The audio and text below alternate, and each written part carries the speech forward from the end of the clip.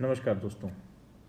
Memory flash card geography of countries यानी कि देशों के भूगोल में आप लोग का बहुत बहुत स्वागत है। आज हम जो बात करने जा रहे हैं वो देश है इज़राइल। अक्सर आप समाचार पत्रों में चर्चा में इसके बारे में सुनते हो, तो आइए इसके हम प्रमुख रोचक तथ्यों के बारे में बात करें। मैं आपका गाइड ओजांक और इस जर्नी में हम चलते हैं और इज़राइल के बारे में आज ज्ञान प्राप्त करते हैं। इज़राइल, अगर हम इसकी राजधानी की बात करें तो इसकी राजधानी जेरूसलम है। इसका क्षेत्रफल 20,770 वर्ग किलोमीटर है। इसके प्रमुख शहर तेल अवीव और हैफा हैं। अगर हम इसकी भौगोलिक स्थिति की बात करें तो यह मध्य पूर्व यानी मिडिल ईस्ट में पड़ता है और पश्चिम एशिया के अंतर्गत ये आता है। इसके एक तरफ भूमध्य सागर है और यह तीन तरफ से अरब राज्यों से घिरा हुआ, जिसमें मिस्र, जॉर्डन और फिलिस्तीन जो है वो इसको घेरे हुए हैं। इसराइल में प्राचीन फिलिस्तीन का हिस्सा सम्मिलित रहा है। तो चलिए दोस्तों, ये इसकी भौगोलिक स्थिति के बारे में रहा, जैसा आप मैप पे देख रहे हैं। अब हम इसके विकास के क्रम को समझते हैं कि इसराइल के विकास का क्रम क्या रहा।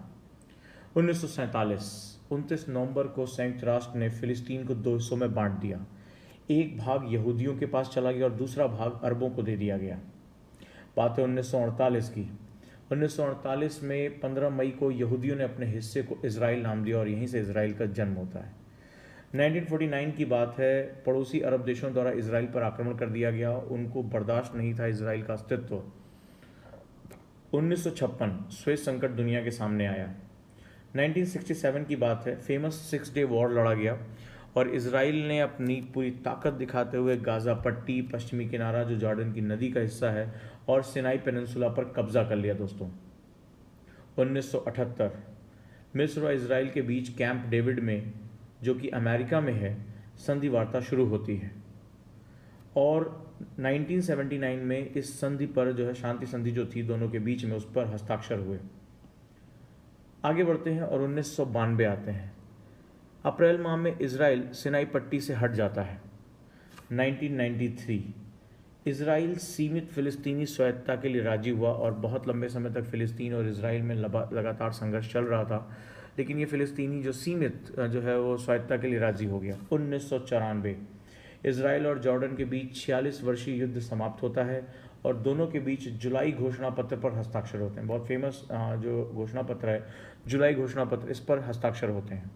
1995 इज़राइल और पीपल लिबरेशन फ़िलिस्तीनी लिबरेशन फ्रंट PLF के बीच समझौता होता है और पश्चिमी तट में फ़िलिस्तीनी स्वशासन की स्थापना होती है।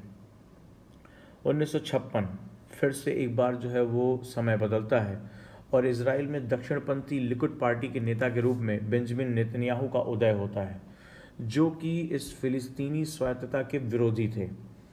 सन 2007 की बात है, कट्टरपंथी हमास, जो कि इज़राइल के दृष्टिकोण से वो एक आतंकवादी संगठन है, वो फ़िलिस्तीन की सत्ता में आ जाता है और उसके आने के बाद से इज़राइल ने गाज़ा पट्टी की आर्थिक नाकेबंदी तेज़ कर दी, उसकी घेराव को तेज़ कर दिया। तो दोस्तों, ये रहा इज़राइल के विकास का क्रम। अब हम समझते हैं कि इज़राइल की अर्थव्यवस्था कैसी है। ये तीन और अरबों से घिरा हुआ देश और सबसे महत्वपूर्ण है अपना मेडिटेरेनियन के साथ लगा हुआ देश।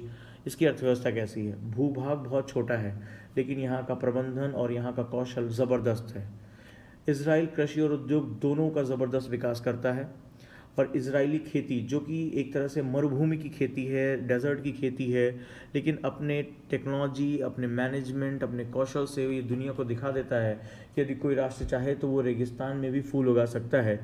इसकी खेती की सबसे खास बात विशेषता है इसकी सामूहिक कृषि। दूसरा, ये सूक्ष्म सिंचाई द्वारा रेगिस्तानी भूमि को हरा भरा बना देता है।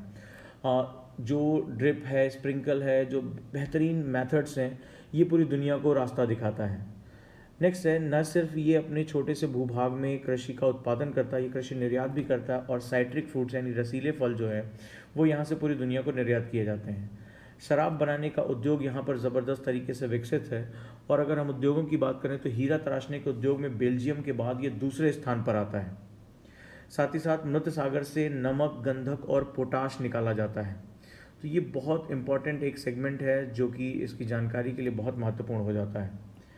नेक्स्ट हिस्से की बात करें तो आइए, अगर हम जब यहाँ बात करें तो हम गाज़ा स्ट्रिप के बारे में जानते हैं। अक्सर आप लोग समाचारों में गाज़ा स्ट्रिप के बारे में पढ़ते होंगे, गाज़ा पट्टी के बारे में पढ़ते होंगे।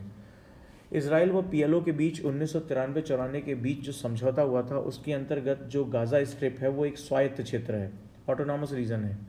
यहाँ रक्षा का कार्य इसराइल करता है और नागरिक प्रशासन यानी कि जो सिविल एडमिनिस्ट्रेशन है वो फ़िलिस्तीन के अधिकारी इसकी देखभाल करते हैं, फ़िलिस्तीनी लोग करते हैं।